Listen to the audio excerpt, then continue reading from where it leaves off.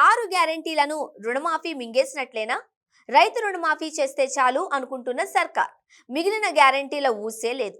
Media మేనేజ్మెంట్తో diversion politics ప్రతిపక్షం ప్రశ్నించినా దున్నపోతుపై వానపడ్డ చందాన సర్కార్ ఎన్నికల్లో బోలెడు హామీలు ఇప్పటికీ ఒక్కటి సక్రమంగా అమలు కాని వైనం.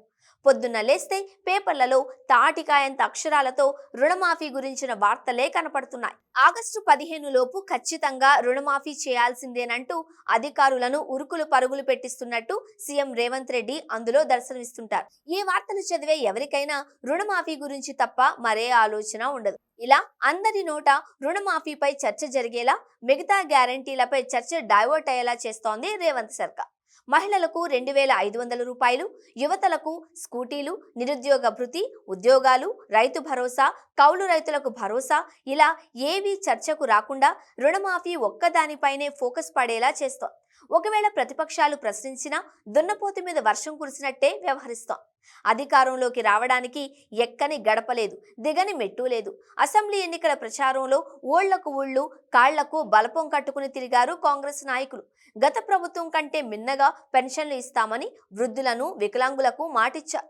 రైతు భరోసా ఇస్తామన్నారు. కౌలు రైతులకు మాటిచ్చారు. రుణమాఫీ డిసెంబర్ 9న చేసేస్తామంటూ ఆశ పెట్టారు. మార్పు కావాలంటే కాంగ్రెస్ రావాలి అంటూ అరచేతిలో వైకుంఠం చూపించారు. తీరా అధికార పగ్గాలు చేపట్టాక అన్నీ మర్చిపోయినట్టు వ్యవహరిస్తున్నారు. అడిగిన వారిపై కేసులు పెడుతున్నారు.